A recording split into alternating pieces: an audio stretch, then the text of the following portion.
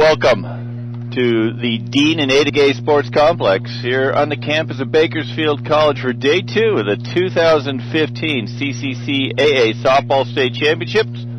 My name is Matt Folsom. Along with me today, the longtime Sierra College head coach, Darcy Brownell. Darcy, welcome to the booth. A little bit different than last year. Down on the field last year, here you're up in the booth. Yeah, it's fun watching this, though, and it's amazing that the 3C2A actually puts this together, and you can watch it and follow from wherever you're at. That just makes it a really quality event. So day one's out of the way. You got an undefeated San Mateo team, the number 1 North seed. You got a team with 3 losses, the number 1 South seed, Palomar. 2 really good teams. This is almost a more important game than the first one yesterday, is it not? Absolutely, because the team that wins this game gets the opportunity to go back to the hotel, eat a good dinner, get a good night's sleep. The team that loses this game has to hope that that middle game is a 7-inning game and a pretty quick game so that they can get started on time, because if not, they're not going to have dinner and get back to the hotel until about midnight, and that does affect tomorrow at noon, really, who's ready to play. So this is Game 3. This is a winner's bracket game. San Mateo got here by beating Cypress College 4-3 in a good game. Featured lots of long balls. One of the great offenses, I think, in recent history for any team, North or South, San Mateo. Absolutely. It was fun to watch. It is fun to watch. That is true. Palomar, also a great offensive team, won a pitcher's duel, one of the great pitcher's duels between Summer Evans and Amanda Horbash from Cosumnes River College. They pulled it out with a 1-0 win, and that's why these two teams are here right now. And we're going to turn the microphone over to public address announcer Cherie Shoemake for the introductions of this game.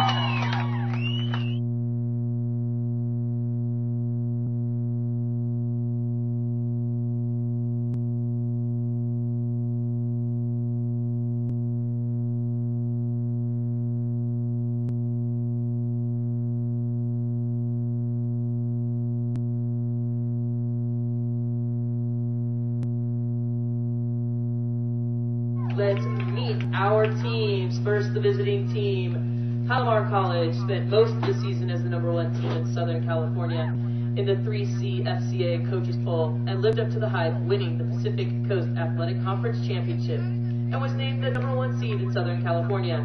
The Comets have continued to dominate in the postseason, winning 4 of their 5 playoff contests in 5 innings and the 5th by 5 runs.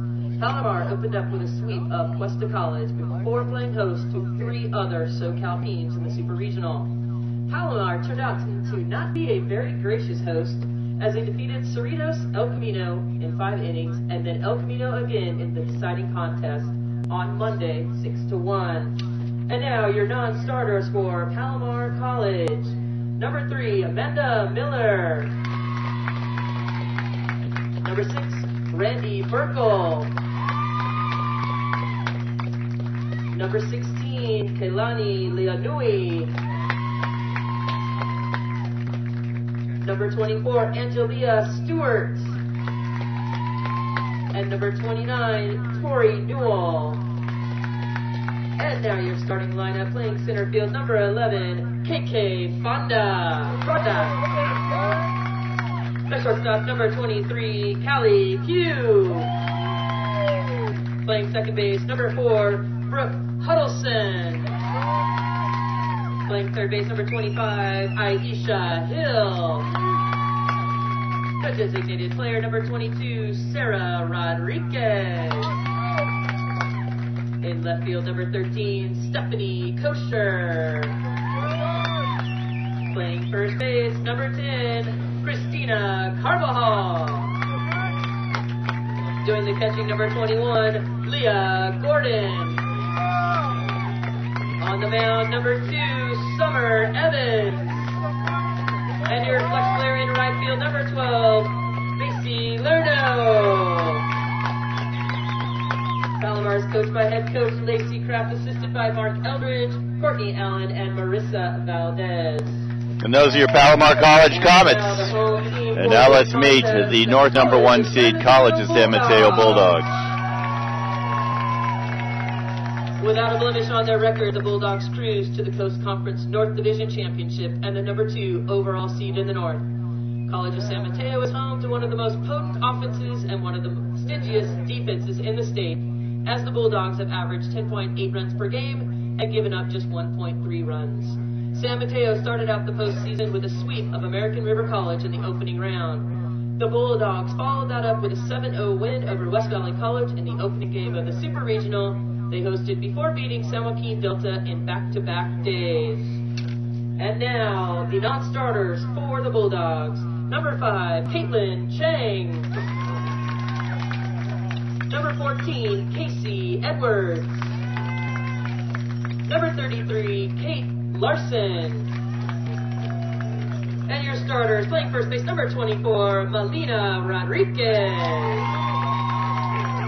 Playing shortstop, number 7, Kayleen Smith. At third base, number 13, Harley Donovan.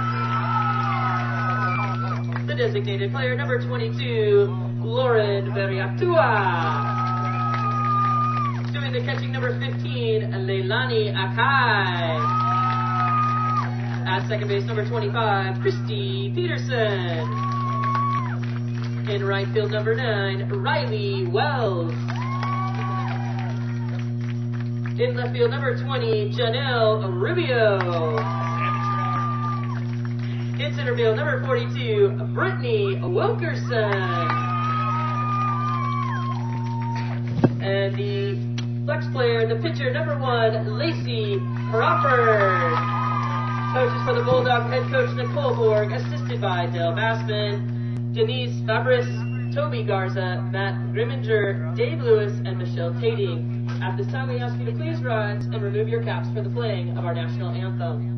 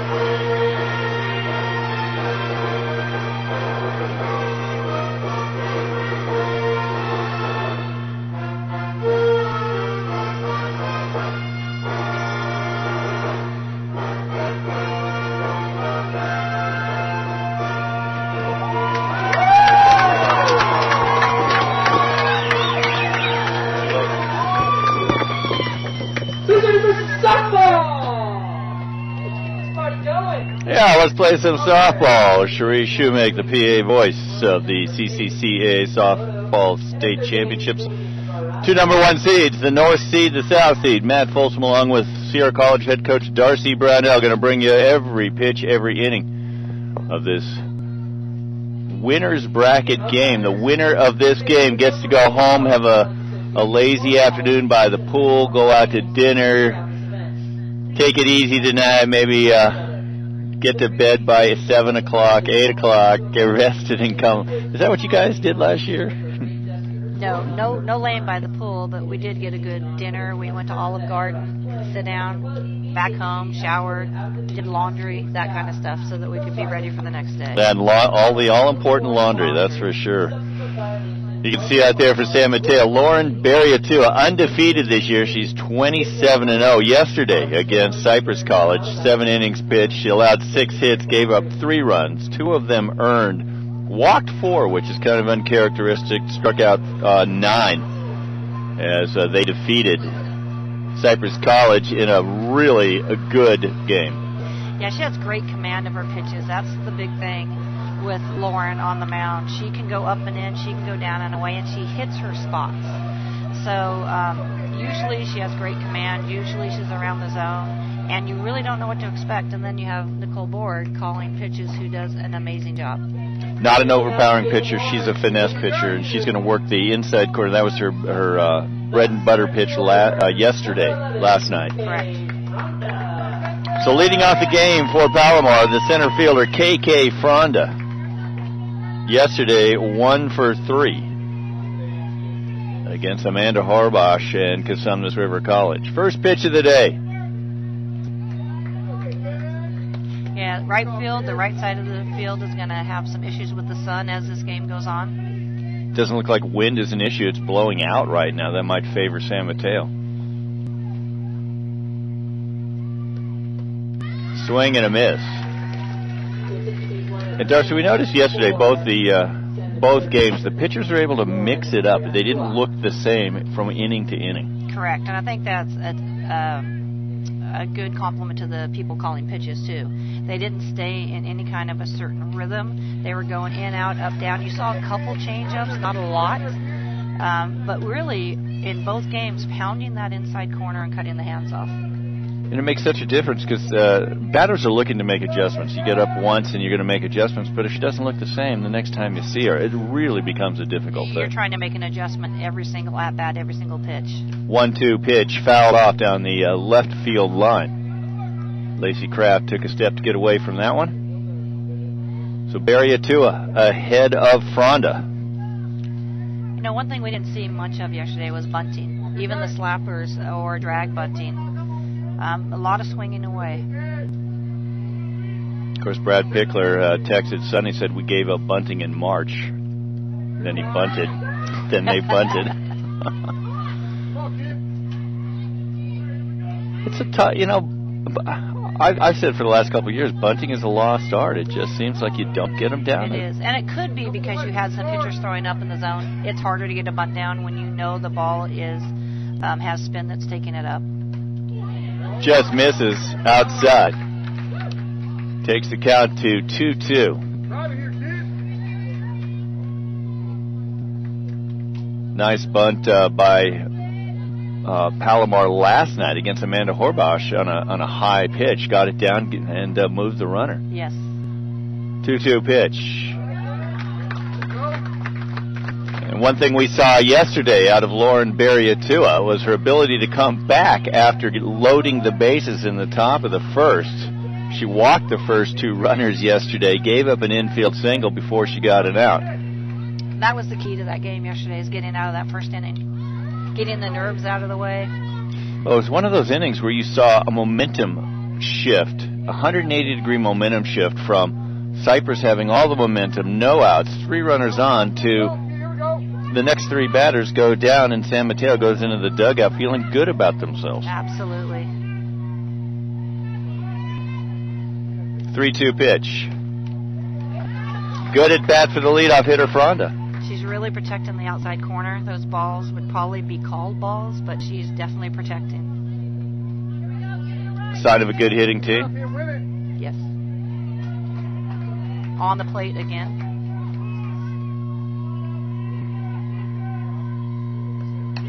This one's hit to the second baseman. And up with it, Christy Peterson to Melina Rodriguez for out number 1.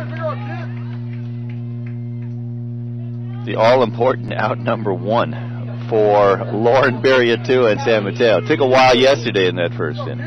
It did. Callie Pugh, the shortstop, steps in. 1 for 3 with a run scored yesterday.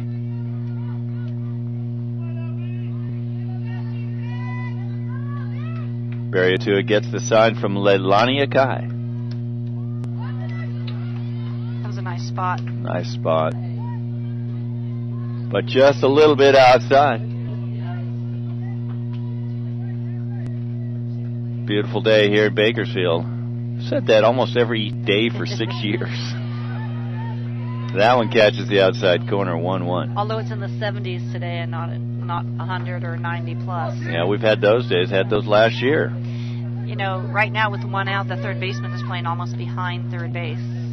Which means she's expecting for her to probably pull something and definitely not be bunting. Not be bunting. Which makes it a good time to maybe bunt. When you tell your infielders, you never know. Exactly. The pitch hit to right field. Riley Wells underneath it makes the catch for out number 2. So 2 up, 2 down. Good way to start for San Mateo. It's got to give them confidence. You know, they got to have a doubt or two after what happened in the first inning yesterday. Maybe not. Maybe put a fork in and don't think about it. Well, what happened in the first inning showed them that no matter what happens, they can get out of it. So it actually gave them confidence. So that was probably the best thing that could have happened, and with the result that they got. Second baseman Brooke Huddleston steps in the box. Huddleston 0 for 1 yesterday.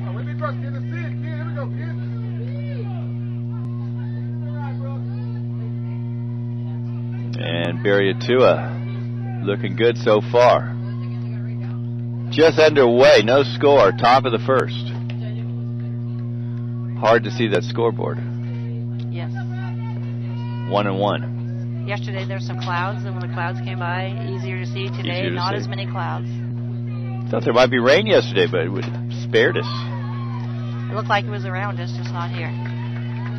That one catches the outside corner. Home plate umpire Steve Wilson makes the call. 1-2 now the count. Over at first base, Stacy Stobo. Third base, Louis Barraza. This one gets past Harley Donovan trying to make the diving grab. Perfect placement in that 5-6 hole. Yeah, that ball was up and in, and she turned on that. Let it travel just enough, turned on it, and hit the 5-6 hole. And that's what we were looking to see yesterday from Palomar. Correct. That was their reputation. In steps the cleanup hitter, Aisha Hill, playing third base. Hill had a great game defensively yesterday, 1 for 2 with an RBI.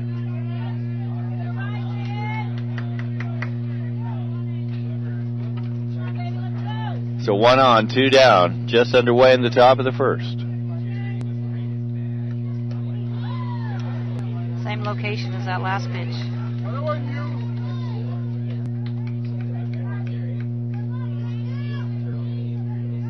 She just gobbled up ground balls yesterday. She's quick. She has some quick hands. Looks at strike 2. Painted both corners. Yeah, you get the inside look, you get the outside look. Probably not going to see much of a pitch here. Maybe her traditional up and in.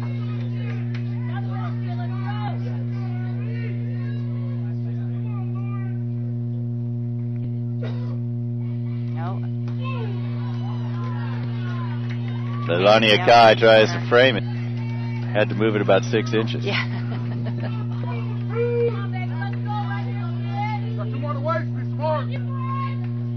Count moves to 1-2.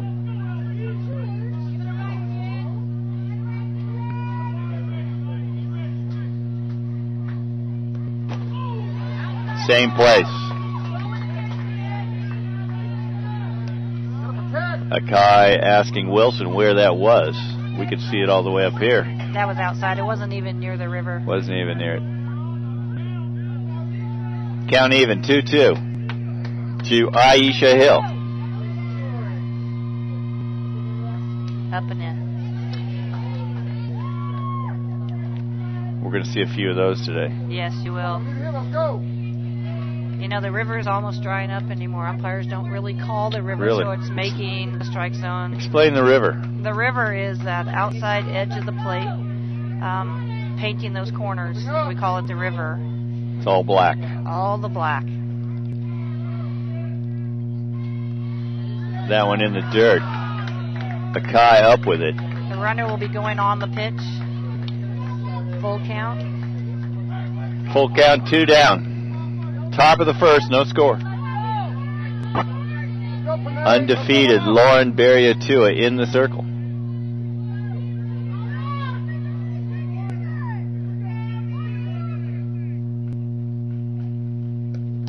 That one hit down the third baseline on the roof of the San Mateo dugout.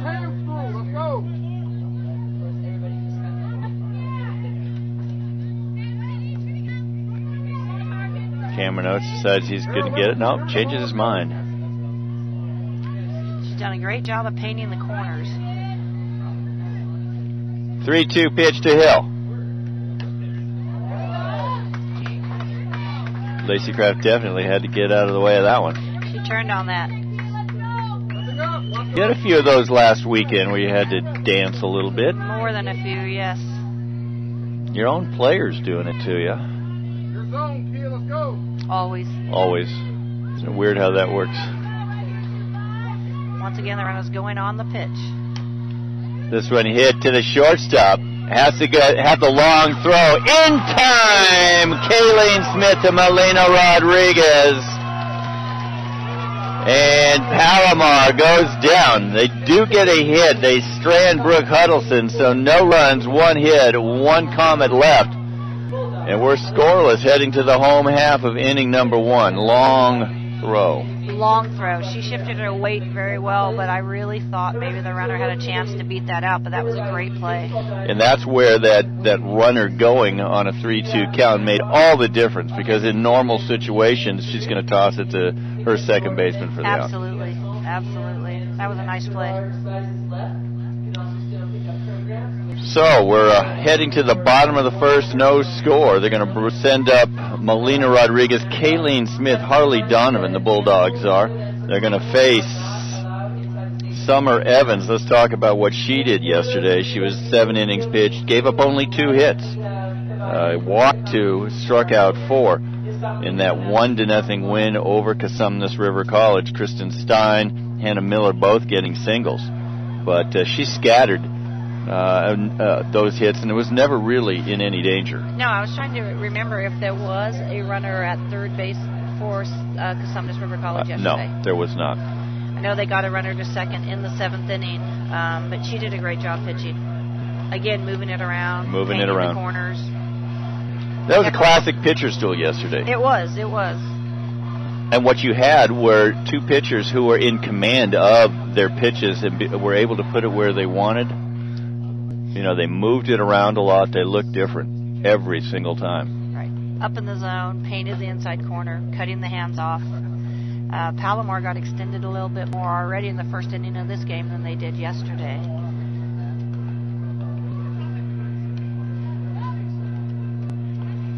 So we're here on the campus of Bakersfield College. Sandy Taylor does a great job, does she not, in putting on this tournament? She's amazing. She joked with me last night that it runs itself, but I highly doubt that. You've done those. You've done it. You've seen it firsthand. It does not run itself. She has great support staff here at Bakersfield College, too. All right, leading off the game for College of San Mateo, the North Player of the Year, Melina Rodriguez, plays first base. Yesterday, Rodriguez 1 for 2, scored a run, had an RBI, walked in that 4-3 win over Cyprus. All-American? All-American.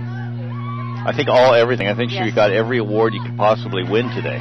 Player of the Year, All-American, All-State. All-State, yep. And playing for a state championship. Not a bad sophomore year. And I think any player would give up all those other awards just for being able to play in a state championship. Yes.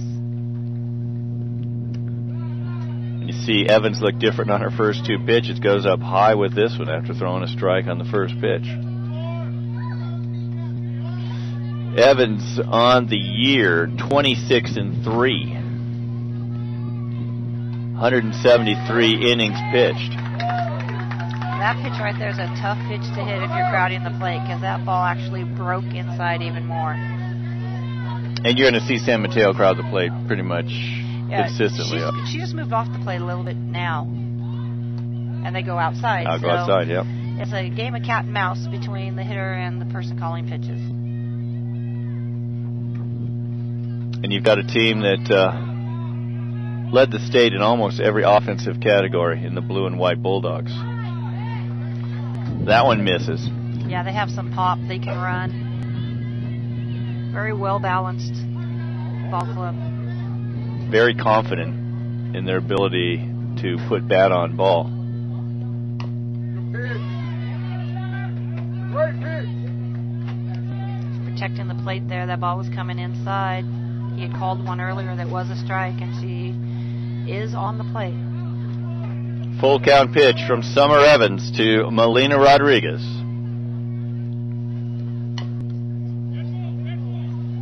Same thing, cut her hands off through inside. The ball has some spin on it. Yes, it does. It actually breaks, and it breaks rather late. So right in front of the plate. They're loading, and they're almost a toe touch before the ball breaks. Does not get the call. Summer Evans does not get the call.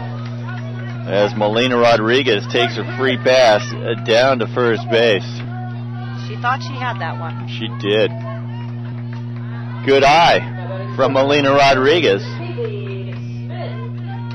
And now both coaches only want him to be consistent with those calls. They want Steve Wilson to call that every time. Right. That was a little high. It was. It looked a little high, yeah. Looked like an off-speed pitch.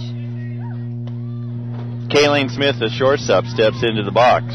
Yesterday, Smith was 0 for 3. Had a strikeout at the hands of Taylor Pierce.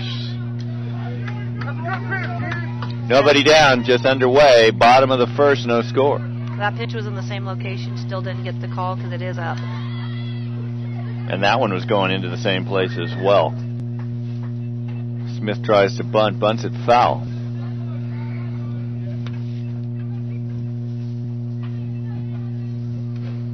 So each team gets a runner on in their half of the first.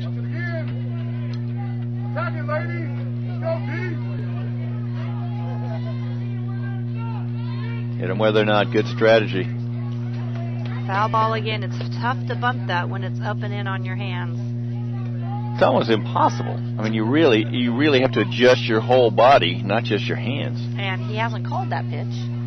So instead of being 0-2, it could be, 1-2, it could be 3-1. 3-1. Something like that.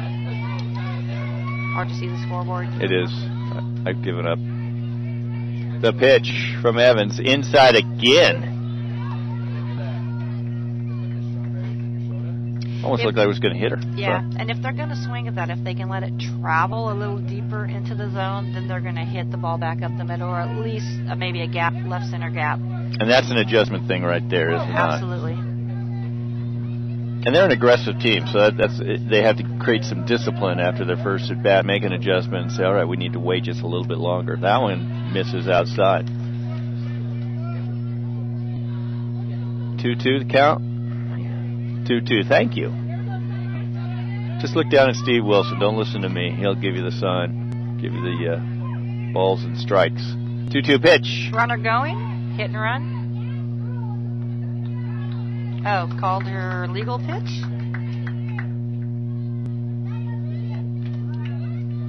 Doesn't the runner get second on that? No. No. Oh, the runner's out for leaving early. Runner left early. So Melina Rodriguez leaves a little bit early on that hit and run. Stacy Stobo right in front of the play.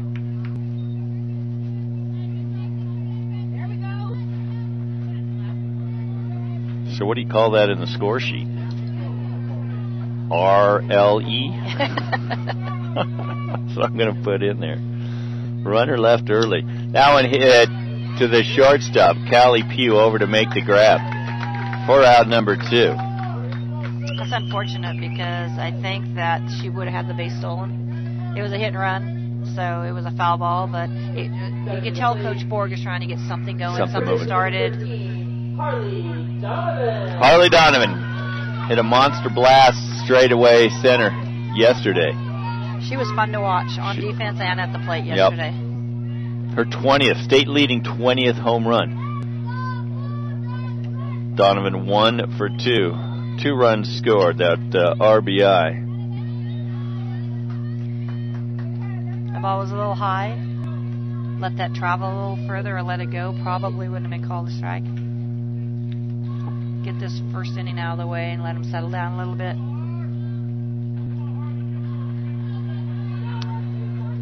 Harley Donovan. Only a freshman. Oh. That one misses inside. Summer Evans didn't look too happy with that call. She hasn't looked happy with a couple calls. Coaches all over Northern California said, Donovan's only a freshman? Yeah, that's what I was just thinking in my mind. Holy. The pitch, that one hit hard over Nicole Borg's head.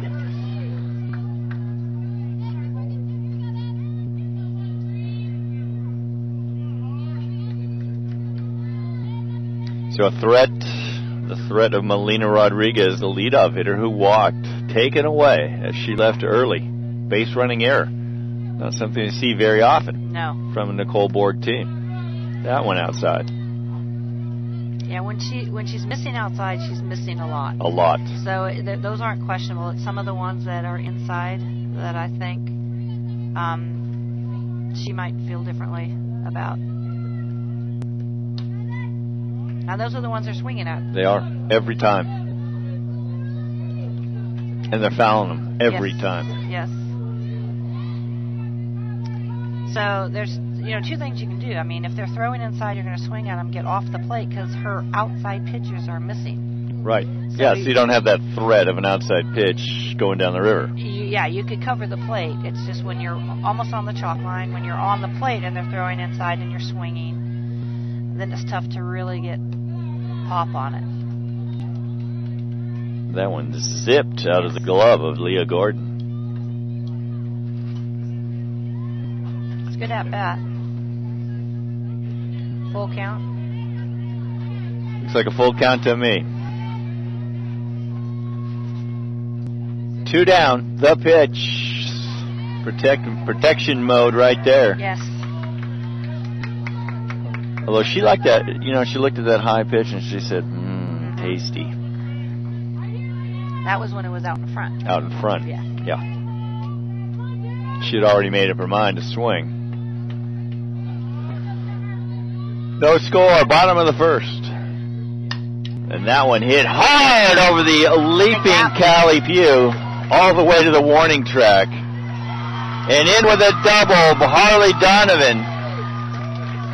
Again, that was an inside pitch. The difference with that one is she let it travel, hit the center field gap. When they're turning on them too early, they're hitting it over their own dugout. So letting that ball travel, if you're going to attack that pitch, is the key. Lauren Barriatua, the pitcher, steps in, the cleanup hitter. Barriatua also has power, 7 home runs, team leading 22 doubles on the year. Yeah, that was hit hard by Donovan. It was just perfect timing on that. The shortstop made a nice attempt to almost grab that. It was traveling so fast and just a little bit higher than she was able to leap. And it got to the fence fast, the warning track. There's another one hit sharply. Kosher over to make the grab. So Harley Donovan, after a 2-out double, stranded at second for the Bulldogs in the bottom of the first. No runs, 1 hit, 1 runner left. Heading to the second, still no score between the north number 1 seed College of San Mateo and the south number 1 seed Palomar College. So that runner leaving early was critical in that inning because she possibly could have scored. Yeah, with her speed, she's a fast runner. Then that went all the way to the warning track, the Donovan hit. You're right, probably would have scored. And so let's see that last one. Right. So we head to inning number 2. No score between 2 teams that many people predicted would meet in the championship. Winner's bracket game. Coming up next, it'll be CRC, Cosumnes River College and Cypress College. You got a relative newcomer in CRC and a grizzled veteran in Cypress. They've been here so many times. That was impressive last night when they said in every decade. Every decade, yep. Yeah, the only team to win 3 state championships win 3 back-to-back championships twice. That's amazing. It's hard enough just to get here 3 times, to win 3 championships and then do it twice. It's pretty amazing. Both programs are good. All 4 teams that are here have very quality programs. Pitchers are a lot alike, if you've noticed. They will go up in the zone. They'll throw inside. Nobody extremely overpowering. Yeah, we don't have that big strikeout pitcher that we've seen. I mean, maybe the Alan Hancock pitcher this year, the 370K pitcher. That was the only pitcher that really threw a lot of strikeouts that had the chance of being here. Sitting off the second inning for Palomar, the designated player number 22, Sarah. So leading off, inning number 2 for Palomar, the DP, Sarah Rodriguez. Rodriguez yesterday 1 for 3. Bury it to a high and outside. I think she's still trying to find her groove a little bit after the first inning, because when she misses, she's missing by a lot, so she's trying to fine-tune it. That one doesn't miss. You know, we were noticing yesterday the mechanics of these home plate umpires is just verbal and then sign, but you know, those of us who need that sign a little bit that sooner. delay, yes. You know, Kai is really moving that over to frame. Did an umpire ever say anything to a catcher? Yes, we've had an umpire this year that said that's why he's not giving her the call, because when he sees the glove move that much, he knows that it's too far out of the zone. There you go. Darcy, you were a catcher, right? Yes. Sacramento State. Sacramento State, catcher outfield.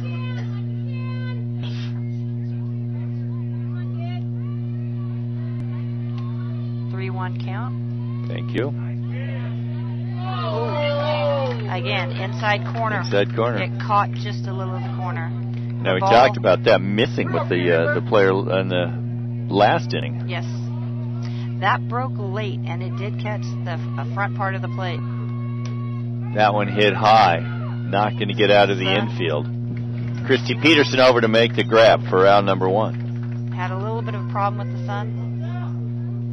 And that's going to only get worse. We get into the second game, that elimination game, and the later game. That's going to be right in their eyes. Left fielder Stephanie Kosher, who ended the bottom of the first with the grab, steps in. Kosher 0 for 3 yesterday, struck out 3 times. And if I remember right, it was that pitch that was up and in. Yeah, it was. It was Amanda's bread and butter pitch. And it ended the inning all 3 times. Wow. I'm sure she's looking to let it travel a little deeper and make contact today. She might want to think about changing her unlucky 13 number. I know those are... Hey, she made some great catches. She did. Oh, phenomenal defensive game by Stephanie Kosher. This one hit to the shortstop. Kayleen Smith up with it over to Melina Rodriguez, and Kosher is retired. Christina Carbajal steps in, the first baseman. Carbajal 0 for 2 with 2 Ks yesterday against Amanda Horbash. How many strikeouts were in yesterday's game? Horbash had 5. Evans had 4. Not a lot. Not as many as you might think. As one might think. 106 pitches for Amanda. Summer had 98.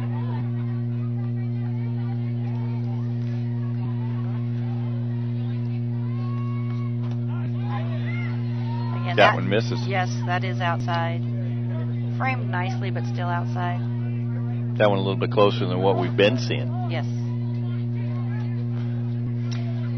San Mateo travels very well. They have a large group of fans here. They do. In a 3-up, 3-down inning, as Melina Rodriguez makes the catch to retire Christina Carbajal. We are heading to the bottom of inning number 2. San Mateo will send the 5, 6, 7 hitters, Leilani Akai, Christy Peterson, Riley Wells, to the plate to face Summer Evans. And we were talking yesterday that as you get deeper in the College of San Mateo lineup, it really doesn't make any difference.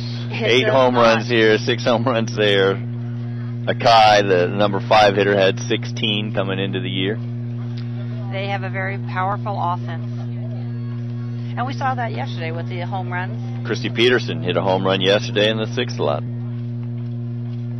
And it's not all about home runs. I mean, if you just look at what they're doing, a 440 batting average is not home runs, all home runs. They led the state in runs scored with 432, 477 hits, 398 runs batted in, and we mentioned the home run, 63 of those. 62 stolen bases led the state as well. Yeah, that might be the difference in today's game. Once they get people on kind of manufacturing some things, putting them in motion like they did in the first inning or an inning ago when she was called out. But right. Hopefully that doesn't change what they do, because looking at that could be the key to today. Oh, because that will open up some holes. Yes. Yep. But if Summer Evans has anything to say about it, it's not going to happen. Once again, doing a very good job. Hasn't given up a run in the state tournament at this point. Yeah. Good statistical knowledge there, Darcy Brownell. Matt Folsom along with Darcy Brownell, head coach at Sierra College.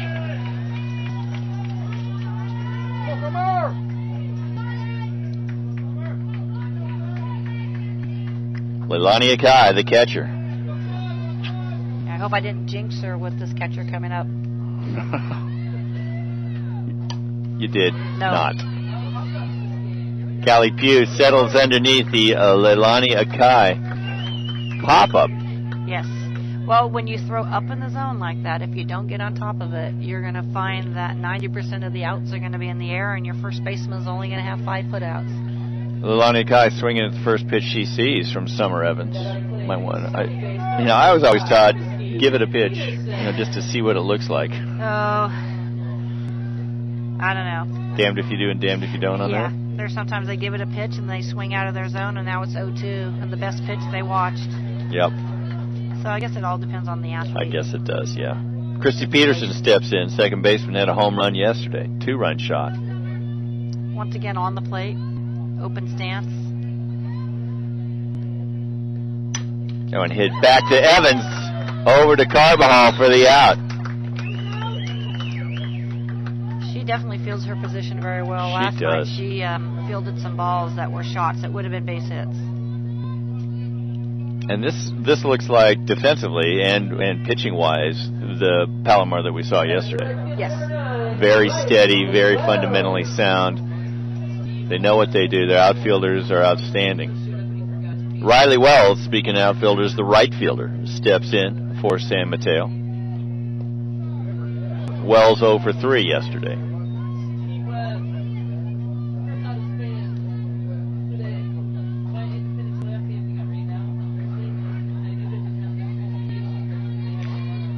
The pitch, fouled off her foot.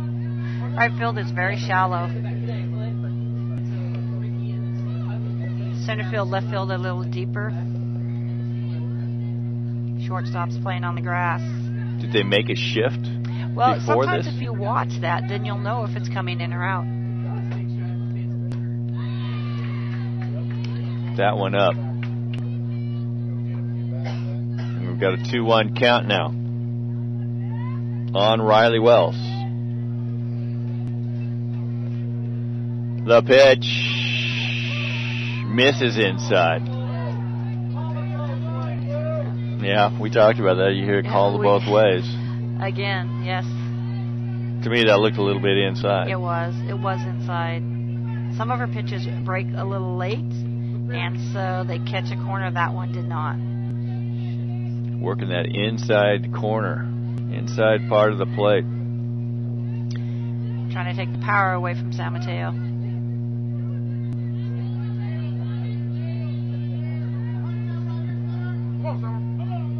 Two down, bottom of the second, no score. That one hit, up with it, Callie Pugh, not in time. It was a nice play. Infield single for Riley Wells. 2 outs. Let's see if they put the runner in motion again during this at-bat. That was one of those little dribblers that just got past the third baseman, and the shortstop wasn't able to get over there quickly enough. The shortstop is playing fairly deep, and the third baseman cut the right angle, but it was just out of her reach. Janelle Rubio did not play yesterday. Caitlin Chang over there in left field takes a strike. Only substitution we've seen so far for San Mateo or Palomar. Rubio for Chang. Oh, nice effort by Leah Gordon. Rubio has a split grip. You'll see more and more of this. And the thought behind that is? Louisiana Lafayette does it. Getting on top of it? A little bit. They feel it has more pop. I'm not sure if I believe in that philosophy, but there was someone else last night that had the split grip. She has at least an inch between her hands. Didn't help there. Swing and a miss, strike 3. And for the Bulldogs, the bottom of the second, no runs, 1 hit. They strand 1. And after 2 complete, no score here in this winner's bracket game at the 2015 CCCAA Softball State Championship.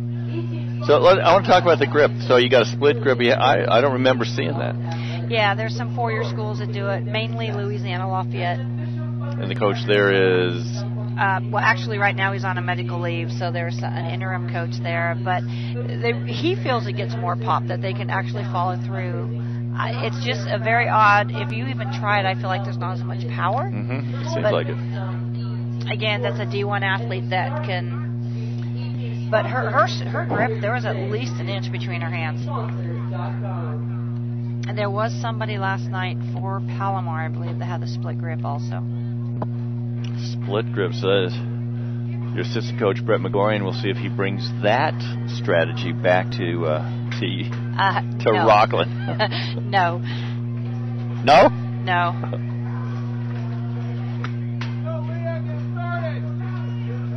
All right.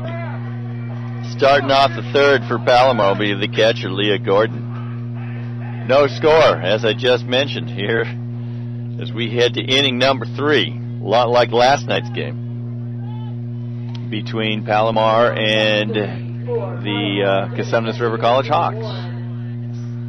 San Mateo's got quite a few runners on base. Palomar's had a couple. It's just what team's going to break open and get maybe 2 back-to-back hits, or a walk, move them over with a bunt and a hit. You're going to have to string something together, because at this moment the long balls was yesterday. We haven't seen that, and we haven't seen that swing actually either.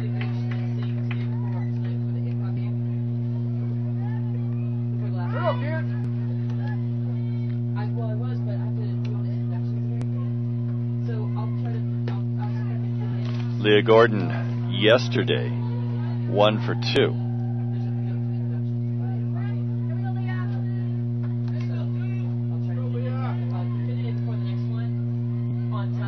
Crowd looks a little distracted. I think they need something to spark some energy. Well, if you think about it, yesterday there was already balls flying over the fence in the first game. So I think you're right. The crowd San Mateo's fans were loud yesterday, but at this point they're just really trying to find that momentum. That one misses low inside. This being a very important game for both ball clubs right now, wanting the rest of the night off, trying to find a way to get people on, move them around, set the table so somebody can clear it. That one fouled. I think that's the first foul ball we've seen to that side of the stadium today. That's true. The little boy over there with his ball cap on, had his back turned.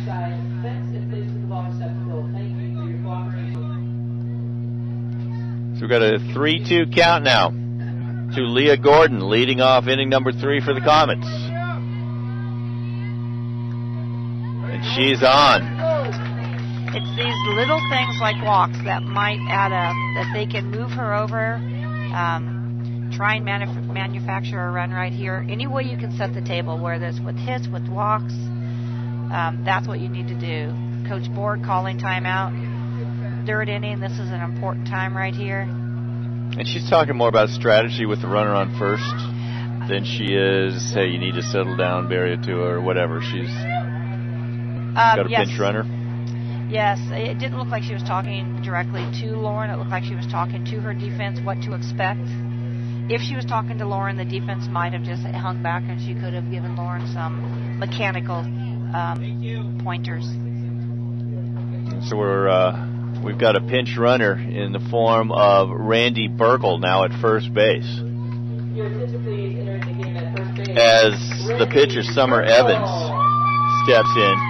Aggressive batter we saw yesterday. And after that timeout, you can already tell third and first is in more. They've pulled in more than they have been all game. Yep. Anticipating the bunt, possibly. And she did attempt bunts yesterday. She's fast. And she does lay it down. Up with it, over to first base, Harley Donovan. That was your typical bunt slap bunt, It just was. to freeze them so they can't turn to. That was a very close play at first base. But it does successfully move Leah Gordon to second.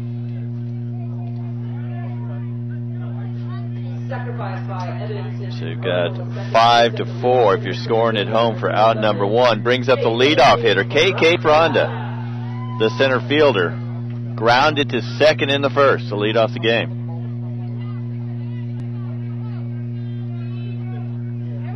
Hitting .464. All-state player. Nice awards presentation earlier today. Yes, very. Coaches Association does a great job with that. It's not easy getting all that together, getting all those athletes here, figuring out who's here, who isn't, who gets what award, who doesn't. Did a great job. Parents loved it. Athletes loved it. Outfield's fairly shallow at the moment. Showed Ball bunt, two to Fronda, yeah. trying to see what maybe the corners would do. They did nothing. No, they didn't bite. Not a good time to run with a left-handed batter up. She's way back in the box. Slap. This one hit to center field. Over to make the grab, Brittany Wilkerson. Come on, Callie.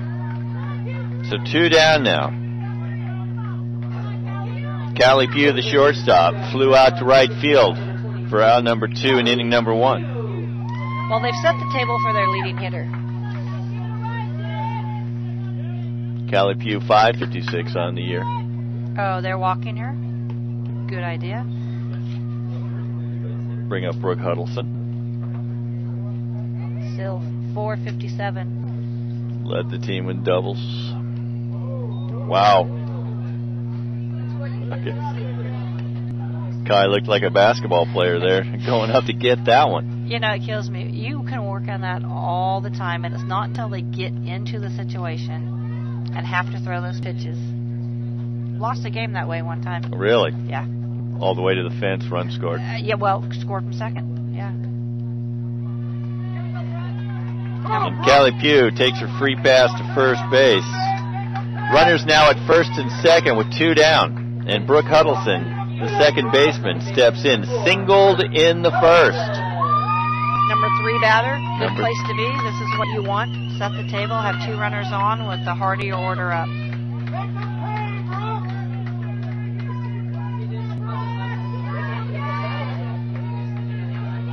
And it gets interesting now. Yes, Brooke is on the plate, so they're going to try and cut her hands off as they go As outside. they throw it outside. Good thing we have your expert analysis here, Darcy Brown. Hey, Matt Folsom. It's always exactly what the opposite of what we say up here. 1-0 pitch. And there you get your There you go. hand cutter offer. The one she's going to swing at is going to be the inside pitch.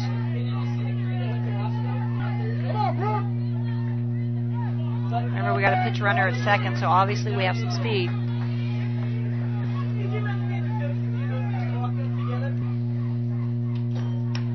That one hit sharply. Coming in is Janelle Rubio making a huge mistake. 2 runs are going to score.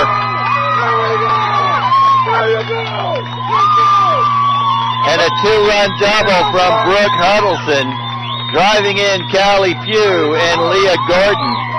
Yeah, I think when that went off the bat, immediately she froze, took a step in and froze, and then by the time she really was tracking it, the ball was over her head. She could not recover. Those are the hardest ones to field, the ones that aren't high fly balls. You have nothing to gauge them with. You don't. And we teach our athletes that if it's above the visor, then you know that you're probably going to take a step back, but that's the one that's right there, right coming at you, that makes it very difficult. Aisha Hill, the cleanup hitter, steps into the box. 2 runs across in the third now for Palomar. And I mentioned earlier, Janelle Rubio did not play a single inning yesterday, as in left field was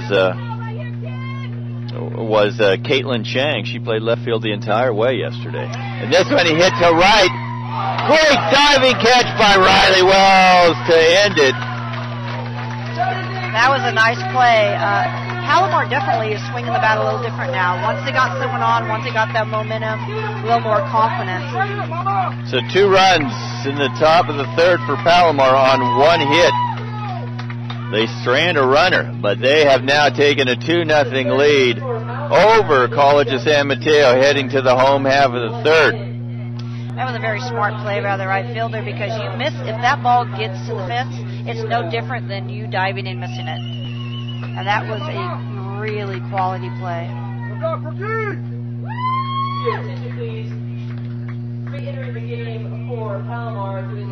So San Mateo set to send up the 9-1-2 hitters. It's Brittany Wilkerson, the center fielder, and then Melina Rodriguez, the leadoff hitter, first baseman, shortstop Kayleen Smith. So we're getting back to the big sticks. And Brittany played, I believe, left field all year, so I'm wondering if there might be an injury that moved Brittany over. There could be something that moved her to left field and brought in to center field and brought in new left fielders. Brought in a new left fielder. Well, that was an interesting inning. Got the crowd into it on both sides, because now you got the San Mateo parents who want to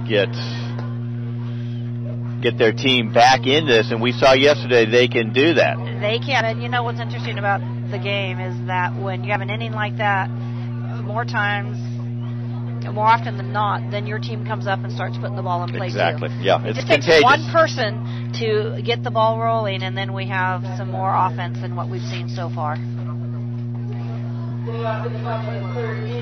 So starting off, as I mentioned, Brittany Wilkerson, the center fielder, 0 for 2 yesterday. This first out will be important, because that's what Palomar ended up doing. They got that number 9 or number 8 batter, ended up getting on, and that really set the table. This one hit hard over the head and away from the right fielder, Macy Lerno, and you called it Darce. Stand-up double for Wilkerson. The San Mateo crowd into it now. Now we're at the top of the order. Melina Rodriguez steps in. Rodriguez 571 on the year.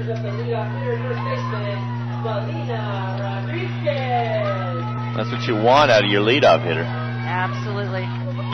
Getting on. Nobody down. Wilkerson on with a double. That's what you want out of your number 9 batter, too. If they can find a way to get on, especially at the bottom of the order. Good teams have players at the bottom of the order that can get on. Absolutely right. And that's what San Mateo did yesterday. The bottom of the order came through. And you poke the Bulldogs. The fans have awakened. This one hit to the shortstop once again. Callie Pugh with another putout. That's her third in 3 innings. For out number 1. That ball was inside. Hard to get your hands out. Hard to stay inside the ball on those inside pitches. Kayleen Smith, the shortstop, steps in to bat. Flew out to Callie Pugh in the first. That one in for a strike. Maybe. No.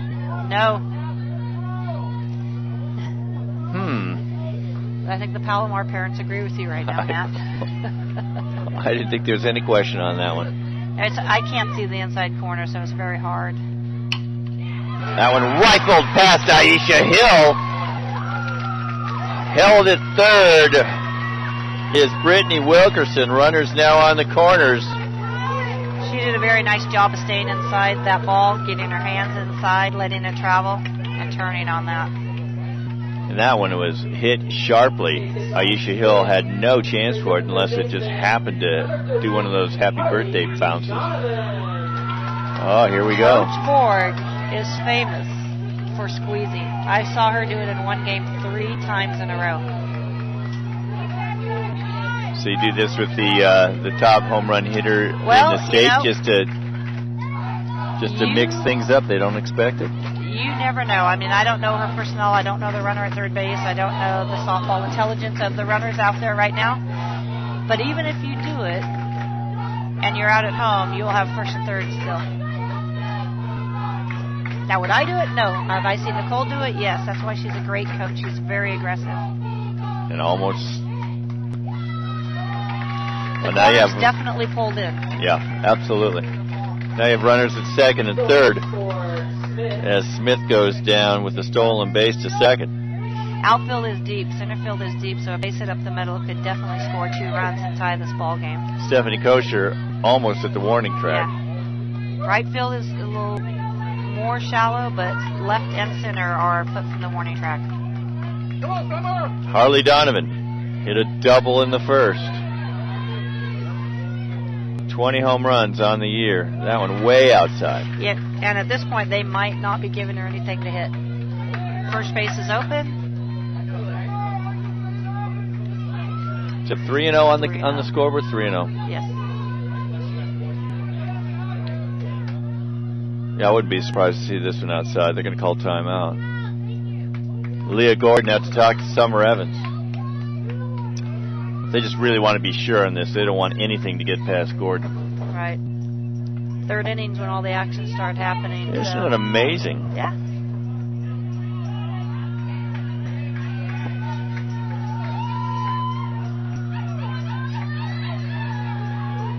Here we go. 3-0 count to Harley Donovan. Runners at second and third. And that's ball 4. Definitely unintentionally walking her. Unintentionally. Intentional walk. Sonny called that an organized walk yesterday. You know how many organized walks I've called that have gotten hit? Yeah. The pitcher, Lauren Barriatua, steps in, takes a strike from Summer Evans. Bases loaded, 1 down. Great opportunity to help herself right here. Middle infield is deep. So if they're going to go to the plate with a ground ball. That one hit to one of those middle infielders. Up with it, Callie Pugh. Over to Christina Carbajal for out number 1, but scoring the first run of the game for the Bulldogs is Brittany Wilkerson, who led off the inning with a double. Moving over to third, Kayleen Smith. Harley Donovan now at second. It was kind of odd to see the middle infielders back on the grass. Had they played in, possibly could have had to play at the plate, yes. Unless they were planning on turning 2. That doesn't happen in softball as much as it does in baseball. This one hit to Aisha Hill. She's up with it. Over to Carbajal to retire the side. And let's just call it like it is. Summer Evans got out of a pretty big jam there. Very big jam. It was a very nice job by her infielders because we've seen a lot of fly balls this game, and that inning the ball was on the ground. On the ground. And when you see a lot of fly balls, your infielders, even though they're ready for anything that comes their way, they're not used to it. No, and the ground is hard here because of lack of water, lack of rain. They did water the field. They do a great job with the field, but anywhere in California at this time of year, the infield is going to be a little harder than it is in February and March. So 1 run on 2 hits for the Bulldogs. They put a run on the board and trail Palomar 2-1 as we head to the top of the 4th. Due up for the Comets, the 5, 6, 7 hitters. That's the DP Rodriguez, the left fielder Kosher, and the first baseman Carbajal. So you spoke about what happens when one team breaks open a scoreless inning or a scoreless game with 2 runs. The other team kind of feeds off that. They do, and as the other team sometimes, that's the funnest thing to do. And when they jump on you, they score a couple of runs, and you come back and either even the score or, score a run or two, it really takes a little wind out of their sails. Seizes a little bit of that momentum back. It does, and getting that first batter of each inning out is key. Both innings that they scored right here, or both teams that scored that last inning, there was a double that started an inning and a walk. And you mentioned how those walks can kill you. Walks and errors open up the floodgates seemingly almost every time. It's amazing how that happens. Boy, do I know that. Yeah, you do. I'm not even going to talk as CRC walks into the... Hey. That's just a little inside thing here. We both heard. The DP, Sarah Rodriguez, flew to second in the second inning.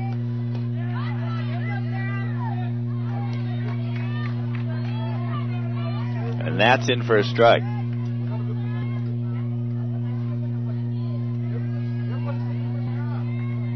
And she's doing a much better job of starting them off with a strike.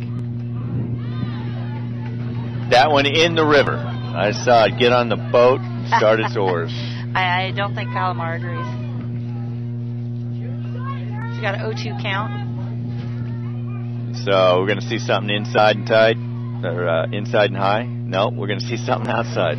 Well, and making a good grab, Riley Wells. She's having a day out there in right field.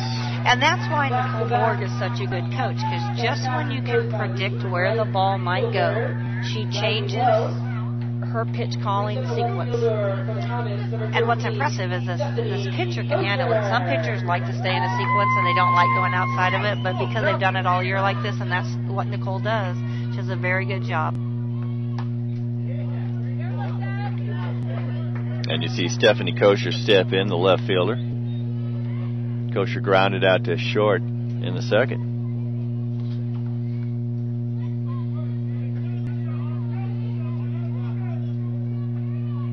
2-1, Palomar on top. Trying to get her to go fishing on that high pitch. And that was impressive because both teams had been fishing on that, especially last night with Palomar. When that ball was thrown up in the zone, they swung often. And so there's an adjustment that's been made. Well, last night against Amanda Horbash, who makes a living on those high pitches, they weren't really doing much with it, and so they learned a little bit about those high pitches. And may have stuck with them for a lifetime. Yeah, the hard thing about Amanda's pitches is they get on you quick. This one hit hard. Is it deep enough?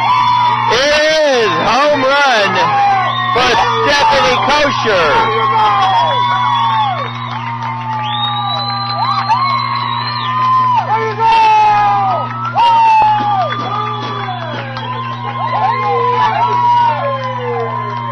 Last night you said she struck out 3 times to end innings. Just want to look at Kosher. That's her 6th home run of the year. But she was befuddled by Amanda Horbash last night. Well, that pitch that she just took yard was down in the zone. And that's why Horbash was up in the zone. So it's 3-1 now. Palomar on top here in the 4th.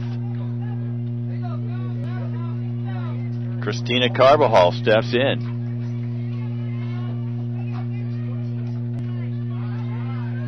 (3-1) now. The Comet lead in the 4th. Carbajal hit one back to the box to end inning number 2. And that's only Barriatua's 3rd home run given up all year? 3rd home run all year. That's an impressive stat. Very impressive by stat. itself.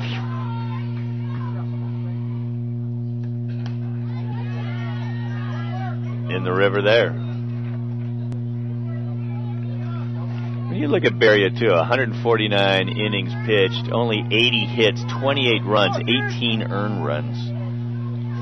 That's very impressive, and what Nicole did a great job of this year is really she pitched her a lot, but not too much. She does have a pitching staff, so she rotated things around.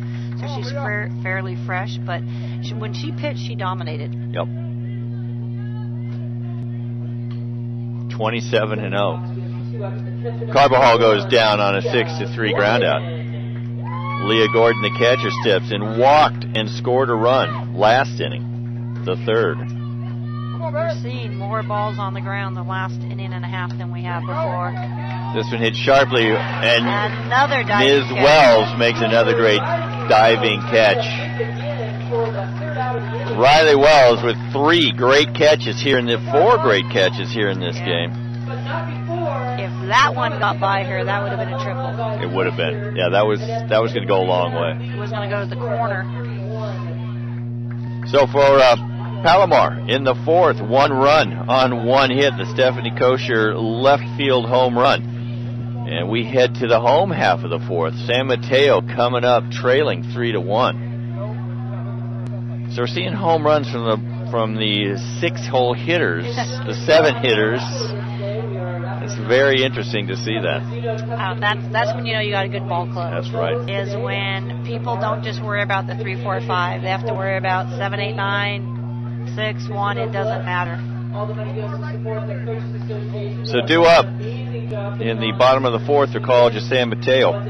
Christy Peterson, speaking of one of those 6-hole hitters who hits home runs, she's due up first. Riley Wells, the right fielder. And then Janelle Rubio, the left fielder. You know, when you make catches like she's been making in this game, it really helps with the motivation, helps with the momentum of your team when someone's out there playing hard like that. So, you know, the best thing that San Mateo can do right now is to come strike back somehow. Which they did yesterday. Correct. I don't think you get to be 41-0 without coming back in 1 or 2 games. When they were Delta, really gave them a tough time at their super regional. You know, Delta has done that for 2 years now. Even earlier in the year, it was an extra inning game between San Joaquin Delta and College of San Mateo. And there are teams like that. Every team seems to have one of those teams that they just have a hard time with. They're very well matched. Yes. Jim Fisher was the one of the coaches on the North squad here at the sophomore showcase today. The Delta coach. Christy Peterson steps in, second baseman. Peterson grounded back to the box in the second. Look for her to do anything she can to get on to try and set the table, that so people can, you know, Coach Nicole can possibly put her in motion, do something to cause some chaos. There you go. To second baseman Huddleston up with it to just get the speedy Christy Peterson. 4-3 if you're scoring at home on that put out. Yeah, if that swing was on the left side of the field, she probably would have beat that out. If she would have put it on the left side. A lot of wheels. Yes. Here's your right fielder. Right fielder, the star of the game so far with the glove. Having a day on defense, see if she can bring it to the plate. Singled in the second.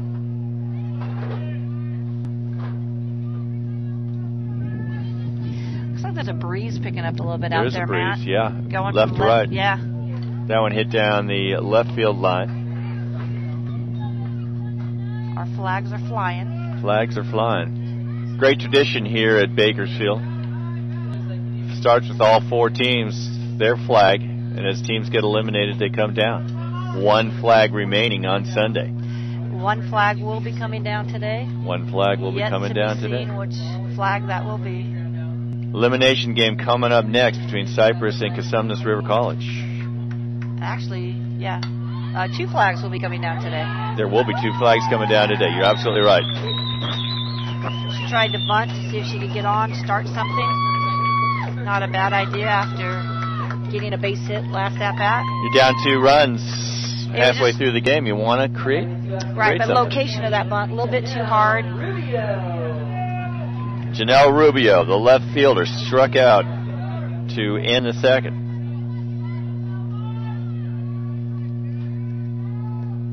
Oh, and that. Up and in. She's wearing that one down to first. Got a piece of her shoulder. That's frustrating for everybody on the Palomar side after 2 outs. It is, especially when you kind of own the zone a little bit and then have that get away from you. Especially after scoring a run, if you can come out and shut them down and they don't get a base runner, that really can affect the opposing team. It can. When you talk about scoring a run, Brittany Wilkerson, you talked about this the last time this happened. Brittany Wilkerson led off the third with a double and then scored eventually for the Bulldogs' only run. That one hit to Callie Pugh, up with it to second. Huddleston makes the grab. And the side is retired for the Bulldogs in the fourth. No runs, no hits. 1 runner stranded. So we head to the top of the fifth. Now it's getting fewer and fewer as we head to the fifth. The Comets are going to send the 9-1-2 hitters, which we found this weekend means absolutely nothing, sending up a 9-hole hitter. Well, and isn't that what set the table for them to score in the third inning, I think it was? Yeah. Yeah, Leah Gordon walked, and then Summer Evans, the 9-hole hitter, sacrificed, moved her up. And then Callie Pugh got on a walk, and then you had that 2-run double, 2 outs from Brooke Huddleston.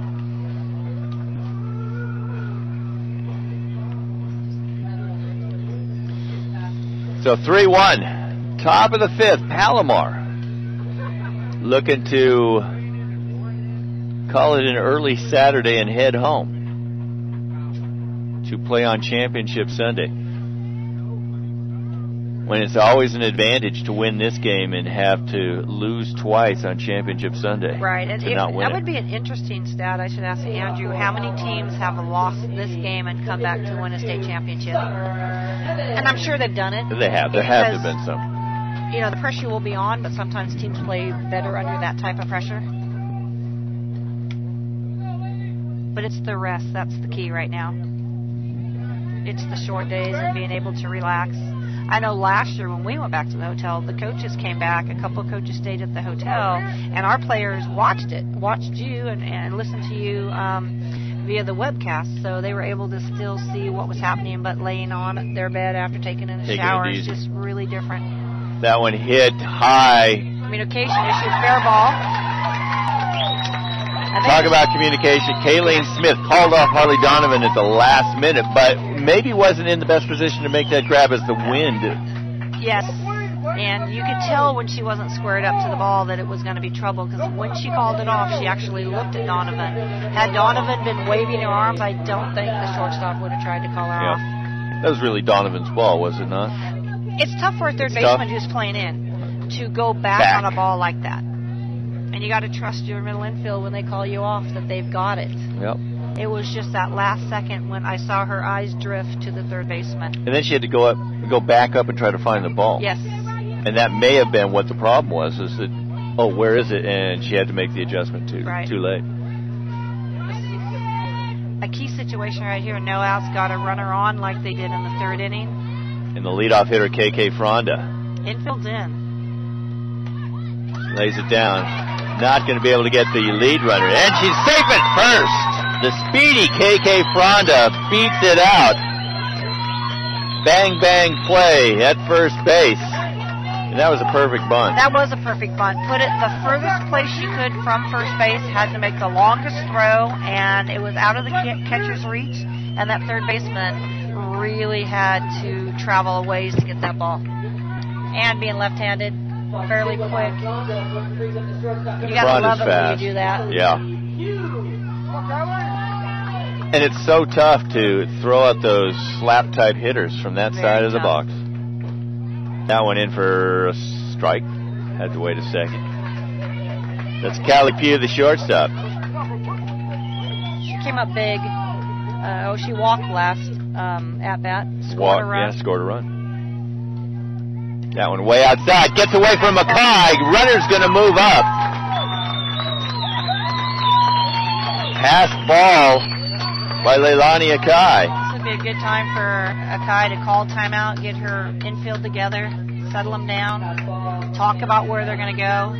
Evans moves to third. Fronda to second. Nobody down. That one hit. Base hit. Oh. Run scores. In the rundown is KK Fronda. The hitter has moved up to second, so we have a runner at second with one out. I thought that was going to get through the 5-6 hole. That was a great play. Great defensive play by Kayleen Smith. Absolutely, and to come out of it with an out. Yeah, and if she had just tried to make the play at first base, never would have gotten it out. So now there's one down as KK Fronda goes down. Few over at second. A tough play for the runner because she's assuming that ball gets through.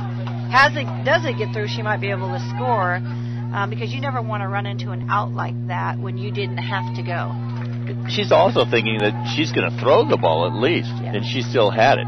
You get blocked out when that shortstop, especially if they dive like that. You don't know if it's in their glove or if it's rolling to left field. Huddleston in.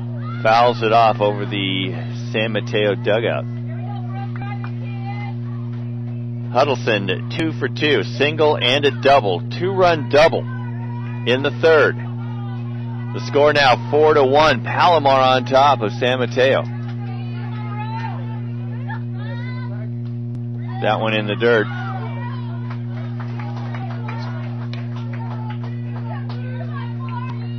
Want to remind everyone to invite your friends around the country, around the world, to watch this broadcast, just like Courtney McGorian is up in the foothills in the Sacramento area. After she watched her two daughters play softball today. All-Stars, Riley and Kennedy.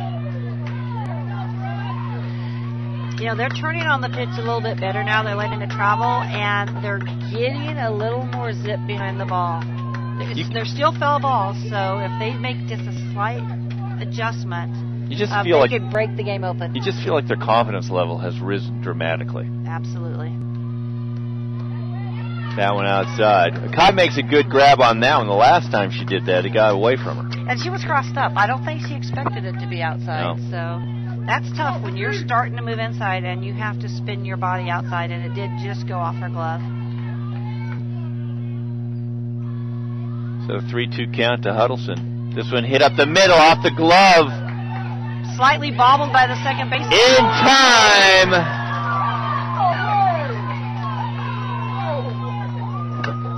Pugh moves to third. So the ball went off Barria to his glove. Christy Peterson picked it up in time, got it over to Melina Rodriguez for the out. Who made a great play. Slightly bobbled it, had to rush it. So 2 down now. Aisha Hill, the cleanup hitter, steps into the box. Had a couple bang-bang plays over there, making it tough for first base umpire Stacy Stobo. What Palomar doesn't want to do now is leave this runner on third. Fouled off. I would stay there on her. She definitely is going to swing at those balls that are so far inside they almost hit her. Maybe go out, come back in. Come on, Hughes, you're right. Let's go. Hill 0 for 2 in the afternoon. 2 down, 1 run already across. She is on top of the plate.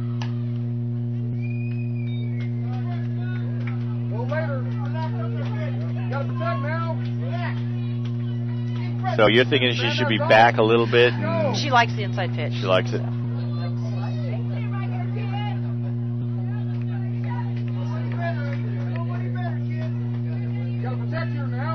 Got a 0-2 count, runner on third, 2 outs in the 5th inning.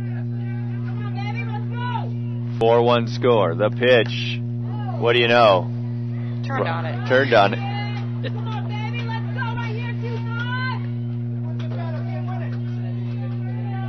So you just keep going on inside. Maybe you throw something outside. I don't know if she'll bite. If she'll bite, that would be a great pitch since it's 0-2.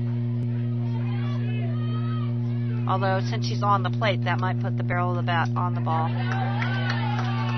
So the barrier to strategy on that one was to be low. You know, we haven't seen a lot of strikeouts We haven't seen strikeouts on non-strike pitches. Barrier 2 does not have a strikeout in this game. 1 for Summer Evans. Just missed outside. Good eyeball by Aisha Hill. That did miss the river. It did. He's been consistent with that all game long. Absolutely. Steve Wilson behind the plate. The best job she can to try and frame that. He's not buying it. No. 1-2 pitch. Oh, that was a 2-2 pitch. Full count now. Full count, 2 outs with the runner at third. Lydia, can we turn up the scoreboard lights a little bit? Can we turn up the scoreboard lights a little bit? Full count pitch. This one hit into the hole. Scoring Kelly Pugh with the second run of the inning. So the key now, it's the 5th inning. It's fairly late in the game. It's 5-1. San Mateo comes in with a 41 game win streak. How are they going to bounce back? How are they going to get some momentum back when they've never been in this situation this year? I'm not sure if they've been down by 4 to any team. They were down to, if I remember, Delta 6-1. As Sarah Rodriguez hits it off Harley Donovan's glove for an infield single.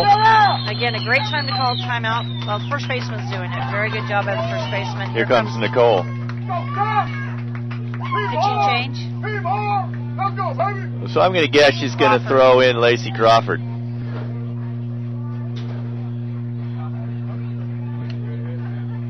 Yeah, I think in the Super Regional, weren't they down to Delta like 5-1 or 6-1? Or I'm not sure if it was that much. They were down. I don't know if it was this late in the game on this type of stage. But this is key right here. How they're going to handle this, and really, Nicole's talking to them right now, trying to get them back where they were mentally, with all the confidence that they've had. Scores now 5-1. 2 runs across in this inning. 2 runs on 3 hits for the Comets in the top of the 5th. I wanted to ask you. As Lacey Crawford takes her first warm-up pitch, I wanted to ask you, coming in 40-0, not having a loss, I'm sure there's a positive to being 40-0 that maybe you can't imagine never having been 40-0. No. But is there an advantage getting that loss out of the way somewhere? You know there is, because I'm thinking back to last year when we lost to Solano and San Mateo early in February, and then in conference we lost to Sac City, and that was, if you could say ever a good time to have a loss, it was a good time. That Sac City loss was a perfect one. To refocus. Their situation's a little different. They're undefeated. In the state championship. Exactly, and I can't answer that. Maybe the New England Patriots could. Maybe Jim Fisher can answer that. He came in with Katie Cotta a couple years ago. They were undefeated that year. Coming in. And they lost the first night. Learning to fight and learning how to try and come back and how to handle the loss and come back for the next game. I know they know how to do that. They do. But they have enough sophomores. They probably talked about it enough. Nicole does her job. Stephanie Kosher hit a blast to left field over the left, that diamond sign over in the left field fence. Last inning. 2 runners on. 2 down. 2 runs across. Swing and a miss. She thought about that one again, going deep. Got a little eagle pitch. Runners move up. For what did she do? There they are, Steph. Illegal pitch moves the runners up. Let's go to the instant replay. Oh, I keep forgetting we don't have it. Well, I don't know if they realize that she does not have the glove on her hand. That might be... Oh, right there? Yeah, she's holding her glove. Oh.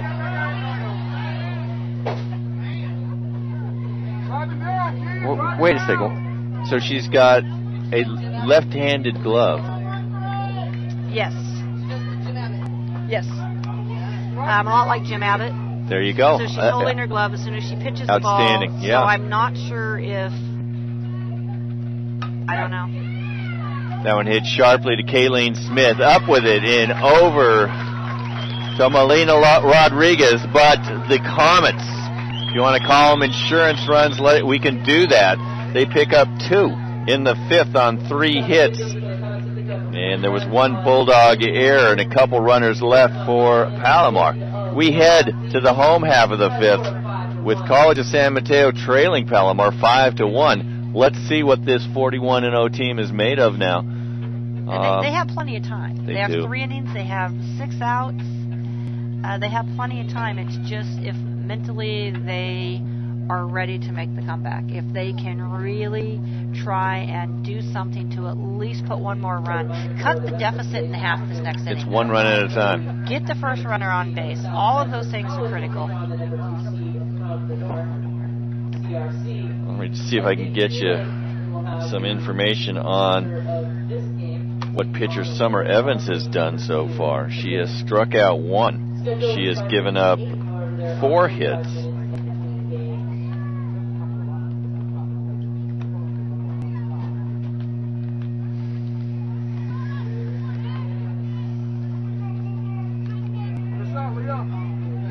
And only 1 run. Walked 1. Actually walked 2. Hit a player. So yeah, you know, she's given up 1 run, 4 hits through 4 innings, and they've got a 5-1 lead. You know, that's what's impressive about her. She isn't overpowering anybody. She fields her position very well. She doesn't make mistakes. Right. The North Player of the Year, Melina Rodriguez. Here we go. Leadoff hitter.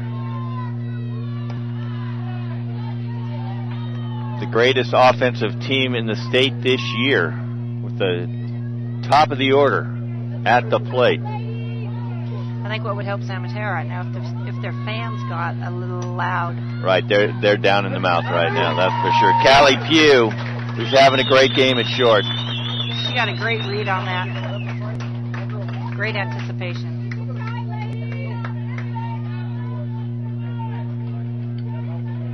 She has 4 fly ball outs in this game. She's definitely not getting on top of it. She's not letting the ball travel. And even the home run yesterday. Yeah. Kayleen Smith, the shortstop. 1 for 2. Singled in the bottom of the 3rd.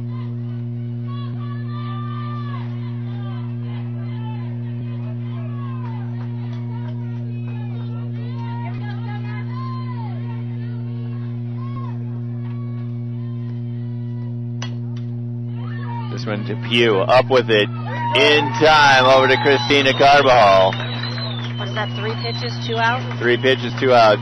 Not a bad idea to be a little more patient, make her throw a little bit more, even though they've seen her for 4 innings, but... Maybe a little desperation taking over here? You can't play desperate. You can't hit desperate. So just be a little patient. Just do what you do. Yeah. See what Donovan does here. Donovan doubled in the 1st, walked intentionally, somewhat intentionally in the 3rd. That one in for a strike. That's that ball that really cuts across the front corner of the plate. Donovan's stats, .548 batting average, 64 runs, 69 hits, 12 doubles, 19 home runs, 75 runs batted in. 138 total bases, a 1.095 slugging percentage. Coming into the game. Just do what got her here. Kind of swung outside the zone just then. Great waist pitch right there. Perfect.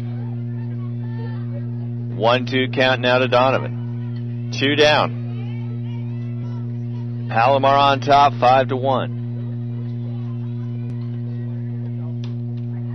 That ball was coming so far inside, might have hit her. Yeah. defensive swing. That's when you need to regroup and just be ready to hit and not fish. Step out of the box, take a trip to Mexico, get back in, relax.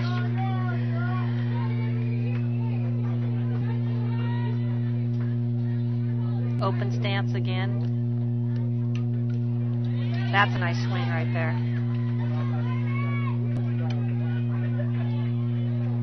One, two, the count to Harley Donovan. Bulldogs looking to do something with 2 down here in the 5th. Base runner would be nice. Just over the head and to the left of Aisha Hill. Nice swing. Let that travel a little deeper. She probably would have hit the line. She's got nice speed too. She probably would have had another double. Harley Donovan from Half Moon Bay. Instead of Mexico, she'd go to Half Moon Bay. She'd go to Half Moon Bay, right there by the beach. Half Moon Bay High School, an outstanding athletic program. They were #1 basketball team, both boys and girls, all year long in that area. That pitch was inside. Obviously, some parents didn't think so. Got the 2-2 count. Doesn't matter what those parents think, does it? You know, and he's gotten, I think, more consistent with that as the game has gone on. I could be wrong about that. 2-2 pitch, misses outside. And they are outside. Those are outside. There's some umpires during the season that are giving you that pitch when they shouldn't be, and that's the problem when you get here and you have the true strike zone. That confuses or upsets people. And you have the best umpires in the state here. Yes. They're not just the local guys that are. I mean, if you've watched any of those games on TV the last 3 days, it's the same strike zone. Same strike zone. That's why offense is so prevalent in college softball today.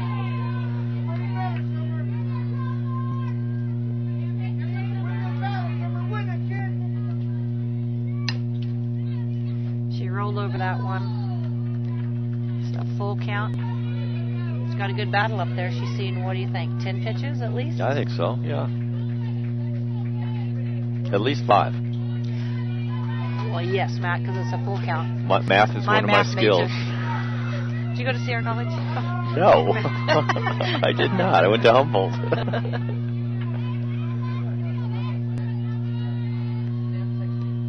This one fouled back. Good AB for Harley Donovan. You know, we were talking at the beginning of this inning, or beginning of San Mateo's half of the 5th inning, that they needed to take some pitches, they needed to work her a little bit, and Donovan has definitely done that, because it was 3 pitches, 2 outs. It was. Until it came to Donovan. Yeah. Ball 4. 2-out rally in store here for the Bulldogs. We're going to find out as Lauren Barriatua, the cleanup hitter, steps in. She was pulled out of the circle last inning. 0 for 2 Barriatua is in this game. Swing and a miss. Nice off-speed pitch. Barriatua batting .533 on the year. 22 doubles. That's the state leading total. 22. I believe just like Nicole Borg does, I think in the dugout over on the Palomar side, I think it's Mark Eldridge calling pitches over there. Longtime coach at Palomar, member of the Hall of Fame. NFC Hall of Fame also. So I've noticed the pitch calling has changed on that side a little bit too. Some more off speed, trying to keep them off balance a little bit. But what's impressive is that the pitchers are putting the ball where it's being called. Right. Well, they've seen what the umpire's calling, and that's where they're putting them. Ooh. They had her leaning. They definitely would have had her. Donovan with only 2 stolen bases on the year, not much of a threat to run, but has good speed. a gap she's wanting to score from first. That one hit over to Aisha Hill. She's up with it to Carbajal, and the side is retired. Donovan stranded at first after a 2-out walk. And so as we head to the top of the 6th, the score remains 5-1. The Comets on top. So we saw Barry Atua head to the dugout as Lacey Crawford comes in. And Crawford did what she had to do. She did a great job. We faced her one time earlier this year, and she was tough to hit. She's got great spin on the ball, great command of her pitches. Didn't win the 50-50 raffle again. Did you buy a ticket? No. See, I didn't buy a ticket because I bought a lotto ticket on the way down. Yeah. In some town, I'm not sure what the name of the town was, so I'm putting all my cards and all my mojo into that. I want to win the lotto. Hundreds of millions of dollars. Sure. Yeah, that's a good investment. And then I will donate to the Coaches Association. Good. That'd be great. I like that idea. And it is a beautiful day right down here in Bakersfield as we hear Neil Diamond. It's about 4:30 in the afternoon. The sun's shifting. I'm looking at our Cal JC coaches down there. I see Brett. I see Aloni, Santa Rosa. It looks like they're getting a lot of sun. They are. Back of the neck kind of sun. I'm looking at Brett's. Yeah, it is. Yeah. Santa Rosa coach went out and bought a floppy hat so he can keep it off the There you sun go. off the back. Yeah, he did. He was not wearing that yesterday. No. Phil Wright helping with the sophomore showcase today. Won decisively by the South, 14-6. Oh, really? Yeah. But it was there's one of those games that the score doesn't indicate because they tried a lot of things. They had runners at first and second, and it was one of those games where the score didn't really matter. But clearly the South had the bats, that's for sure. Well, I saw some of the people who played in that game. Mm-hmm. Mount Sac Clairs, James, yes. Yeah. Carbajal leads it off, the first baseman for the Comets. 0 for 2. Talking about the sophomore showcase, that's a great event to have. You have to be an all-conference player. You have to be an unsigned athlete. You have to have a certain grade point average, so it's a great event. This one grounded Kayleen Smith over to first. Melina Rodriguez makes the catch for the out. And we had a handful of four-year school coaches here. Colorado Christian College. Here he's several players to that school. Mel Lucy and Sarah Rasmussen. Sarah Rasmussen just named the player of the year, the pitcher of the year. No, player of the year. Player of the year. Didn't pitch. In that conference. Set the home run record, though. Yep. If you're listening, Sarah Rasmussen, we're all proud of you in Rockland. She's going to coach with him. Yes. She's going to stay in Denver. Going to become a Bronco fan. Can't be in Denver without being a Bronco fan. Peyton Manning fan, right? Peyton Manning. That one gets away. It does. She's thrown a couple of those that when she tries to go up and out, the ball just really gets away from her. Haven't seen anybody warming up in the Palomar bullpen. 5-1 lead for the Comets here in the top of the 6th.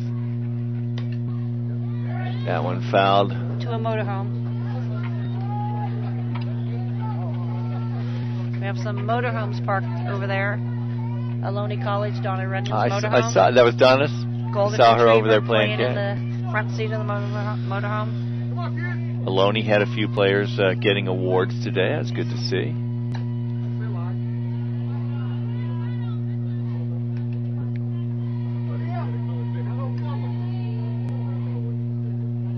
It's really amazing to see that awards ceremony because it's not just what they do on the field. They got to take care of business in the classroom to get to where they are down here at Bakersfield, and it's an amazing thing for the support the families and parents that come down here.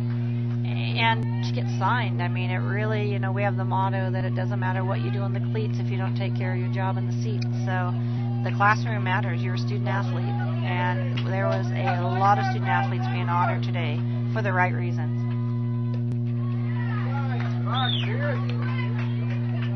Leah Gordon, the catcher. Count to her 2-2 now. There are pictures, if you're watching the broadcast and had a favorite player, a family member in that ceremony, those pictures will be posted on the CCCAA.org website in a week or so, and you'll be able to download those for free. So if you weren't here, no worries. One out, there's a runner at first. Leah Gordon heads down to first for the free pass. That brings up Summer Evans, the pitcher. Reached on an E6 last inning and scored a run.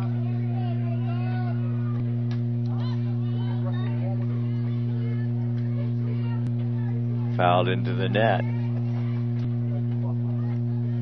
And as this game goes on, as was mentioned a couple times, the sun is getting really lower bad. And lower. Yes, in center field and right field. You can tell they're bringing the sunglasses out, hats on.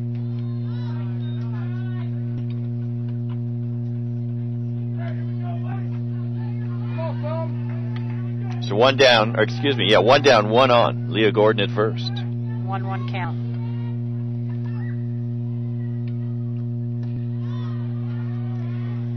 Evans, good eyeball up there. Runner at first is getting a very aggressive lead. It would be a good time to run. You're up by 4. Get in scoring position. Again, I don't know their personnel.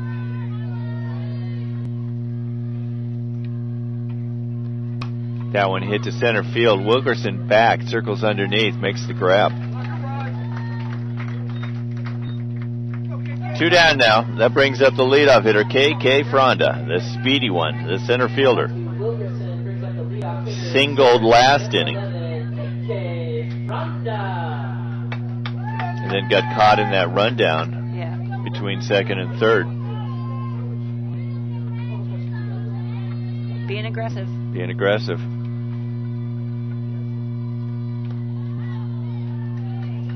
That one catches the outside corner. The way outside corner. That wasn't a river, it was like a tributary. 0-1 count. Yeah, when was the last time you heard the word tributary in a softball broadcast? Trying to improve your vocabulary. Uh-huh.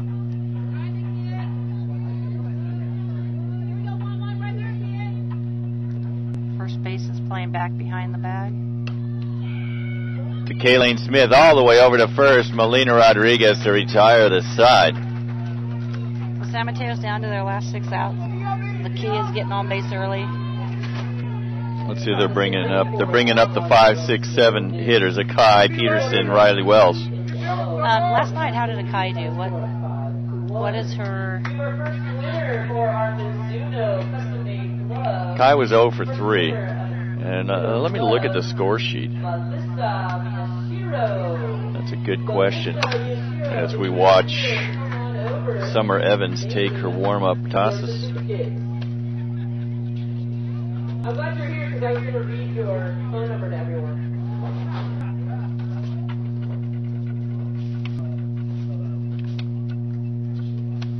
I know when we faced her, she's a very good hitter, so I was just wondering where she's at.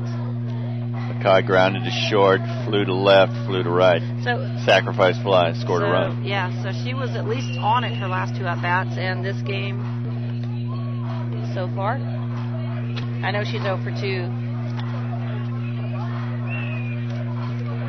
Fly ball and a ground out to third base. The key again is going to get that first runner on, being able to do something with that. Someone's got to start the rally. And that person to start the rally just might be the catcher, Leilani Akai. Gaudy stats on the season: 524 average, 54 hits, 16 home runs, 62 runs batted in. She has the ability to take the ball out. We saw her do that against Sierra College early in the year. Thank you, Matt Colson. I'm just going back on my statistical photographic memory.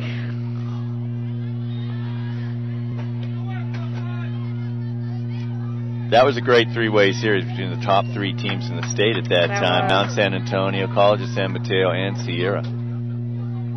I remember her also from last year. Yeah.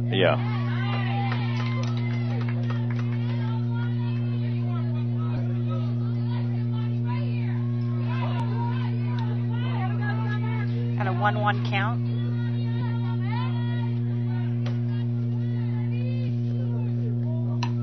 This one hits sharply down to Aisha Hill. Over to first. Carbajal gathers the throw in for out number 1. Third baseman makes it look so easy. She does. Fundamentally sound.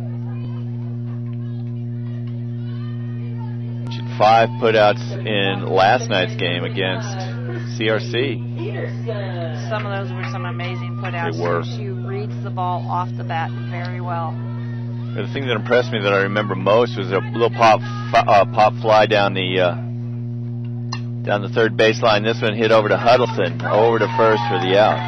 Again, 3 pitches, 2 outs. Late in the game, if you could just be have a little more patient. Yeah. The thing I remember about Hill yesterday is a little pop fly down the third baseline. The catcher went over to make the grab, but she came in and just owned it. Yeah, just kind of shoved her out of the way. It was a dominant play on a little routine pop fly. Yes, it was, and I watched them both walk back to their position and thought, wow. Yeah. Again, swinging at the first pitch here. Got an 0-1 count, 6th inning, 2 outs. 5-1 lead for Palomar. Coming up next, it'll be Cosumnes River College, the number 2 North seed, against the number 2 South seed, Cypress College. An elimination game. One of those two teams going to be going home. This one hit to left. Kosher makes the grab.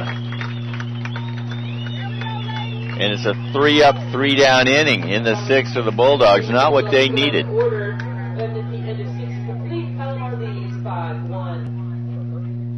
So the top of the 7th, we're going to see the 2, 3, 4 hitters for Palomar. I feel like they've come up almost every inning. You're right. The 8-9 hitter, then next thing we know, we're up to I feel like almost each inning we've seen them. How many at-bats have they got? You know, this is their 4th. This is going to be their 4th at-bat. 4th at-bat in 6 innings. Yep. Our evening game starting 45 minutes after the that game. See, we're supposed to drive home tonight, and I guarantee you, Coach Brett, he's already pushed me to stay for the 2nd game, right? He's going to push you for the 3rd. There is no way we can drive home 5 hours after that. He was saying that earlier today as he was yawning. Yeah. And I said, but you're yawning at 11 in the morning. And it was because he was bored. Paging the Courtyard Marriott. Need a reservation. No. A comped reservation. It's a 5-1 score, 5-1 lead for Palomar here in the top of the 7th. And you never know, against a team like College of San Mateo, you might need some insurance runs with a 4-run lead. With the way they can swing it. Callie Pugh, the shortstop, has had an outstanding game in the field. She was on today as an all-region player.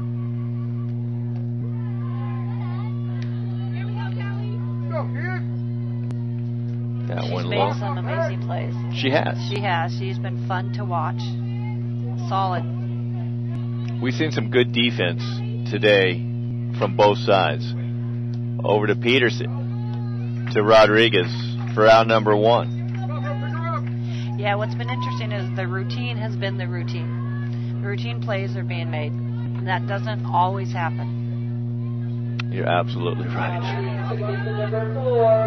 We've seen Riley Wells out there in right for San Mateo have an outstanding day as she patrols that right field area. She reads it well off the bat, tracks the ball well, got good speed, and will dive. And it's not sliding on her knee. She's laying out. Laying out. And I think that one crossed up Akai. Got away from her. Yes. Brooke Huddleston at the plate. 2 for 3.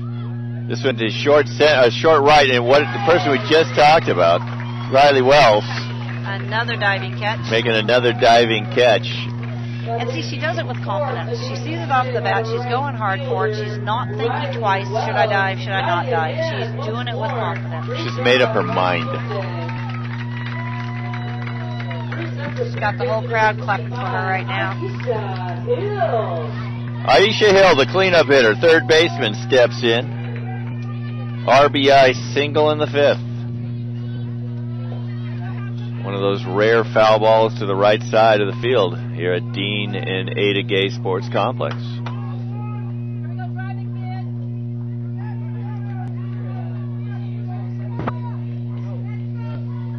Yeah, she's like Miss Pac-Man over there at third base. Bounces about 3 feet in front of the plate.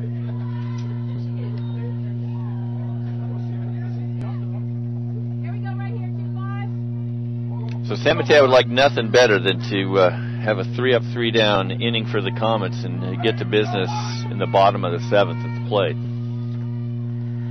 Yeah, Palomar seems to be playing very relaxed. Even before they scored the runs, they seem to be really relaxed today compared to last night, maybe not playing as relaxed. Doing it with one swing versus how they've set the table, moved runners, got key hits with runners in scoring position today. Those first games are always tough, aren't they? But they're the most important. They are. Besides this one right here. This one. Yeah, that first one kind of sets the tone for the whole weekend. It does. You can still come back, but... You can. Talking to Coach Borg last night, she talked about what a good feeling it was to have that one out of the way. This one hit high, but foul and out of play.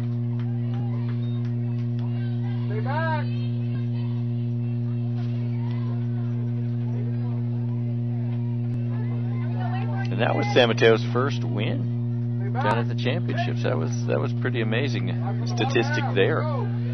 This has been a dominant team very dominant team down here 3 years in a row.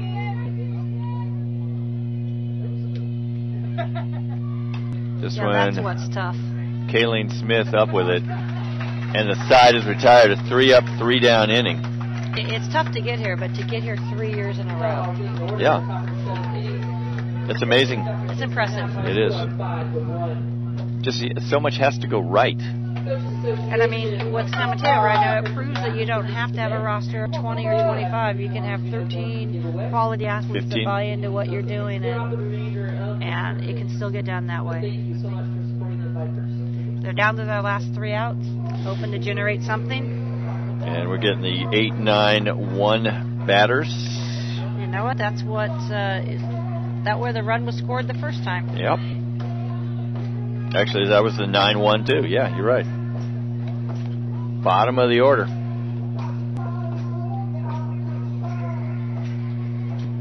Nice to see a lot of the other Cal JC coaches out here. Saw Jim Fisher from Delta. See Michelle over there from Riverside City College. Donna. See Mount Sac out here. Lots of college coaches out here working it, enjoying some quality softball. I mean, it's what you do.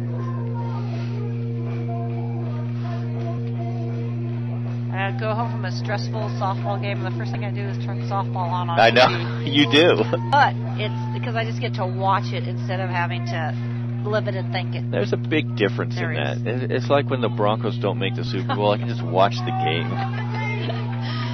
Well, true. True. I mean, I don't.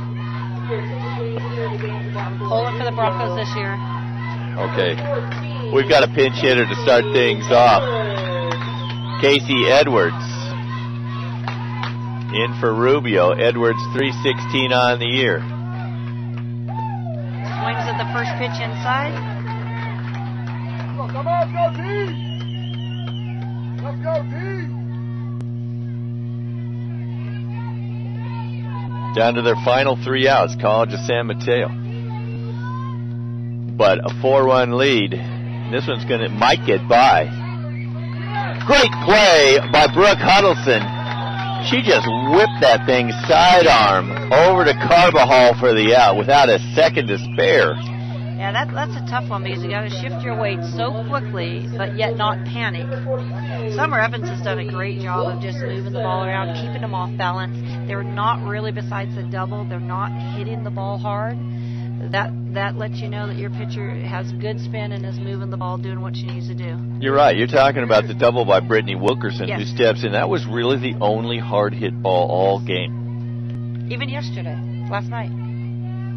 Yeah. 2 hits by Cosumnes River College. Yeah, right? Yeah, you're absolutely right. One was kind of off the fist and went into left center, if I remember right. So they just aren't getting... And wouldn't you know, Callie Pugh settles under it. Down to their final out. The Bulldogs looking to start a 2-out rally with the leadoff hitter, the North Player of the Year, Melina Rodriguez. 5-1 lead for the Comets.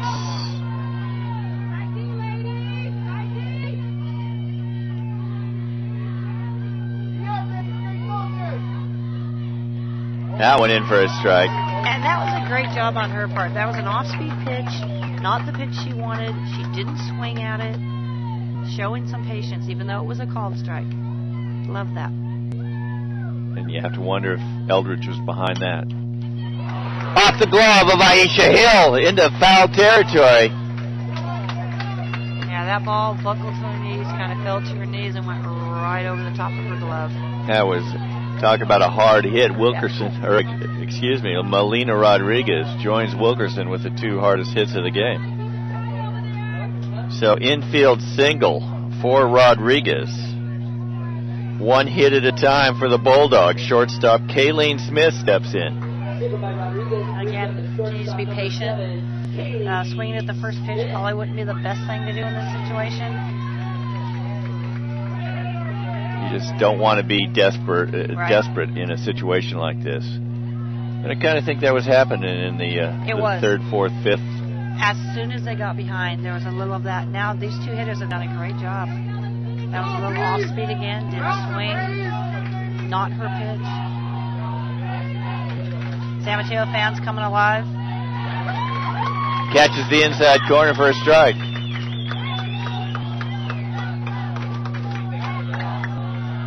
Palomar and out away from moving on. Sunday.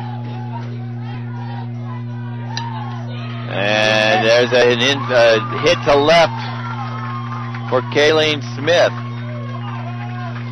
Those last 2 base hits, the ball has been up in the zone a little bit, not hitting the corner, not breaking. The batters have been very patient. Carbajal would be a likely relief pitcher for Summer Evans. That's the 2nd most innings, but I don't think you're going to see a change. I haven't seen anybody in the bullpen down there. She's playing at first base. Just getting an out here. Infield is way back. Just trying to knock it down, throw them out. A lot of options for your infield on this one with 2 down. Of course, Evans says, I'll just give you a K. Harley Donovan says, there are 2 runners on. Yes. Be patient. Find a pitch you like. You're in charge. Thank you. We talked about it all game long. Comes up with the defensive gem of the game. And that ends the San Mateo threat. That ends the game. That's impressive because she knows how to time her jumps. I watched her do it yesterday, the way she breaks for the ball, the way she times things. She has very good instincts in that position. It's not over for San Mateo. Not over. They're going to play again at the 8 o'clock game. That'll be an elimination game. We saw Coach Borg this morning getting all of the stuff she needs to be here all day. She had gone to Costco, obviously, has all the bread, all the lunch meat. She's ready to do work. So they're going to take a break, relax, come back, and face one of the two teams that we're going to see next, the Cypress College Chargers and the Cosumnes River College Hawks. That's an elimination game. We're going to see our first team go home with this 5:30 game that's coming up. But Palomar College moves on to Championship Sunday. And they're going to face either Cypress, or excuse me, I'm not even going to say who they're going to face. It doesn't matter. That's too far down the road. My brain can't even handle that. So I'd like to give you a final rundown. Andrew Wheeler typing things in. But Darcy Brownell, it's been a pleasure and an honor sitting next to you. You know, you bring a lot to the broadcast. It was fun. We had a great time. And please enjoy your hotel room tonight. No, we are driving back. It could be at 2 in the morning, but we are driving back tonight. All right. I thank you for coming down and supporting Lexi Wagner, Sierra College All-State, All-American player. One of the few coaches, not one of the few, but just one of the coaches who really supports her players when they get one of these honors. And I'm proud that you continue to do that. Well, thank you, Matt Folsom. All right, so once again, your final score from Bakersfield, 5-1. Palomar sends the College of San Mateo Bulldogs to the sidelines with their first loss of the season. Coming up next, and we'll bring you every pitch of every inning, it'll be the number 2 South Seed Cypress College Chargers against the number 2 North Seed Cosumnes River College Hawks. That's coming up next. We're going to take a break. We'll be back with all the action shortly.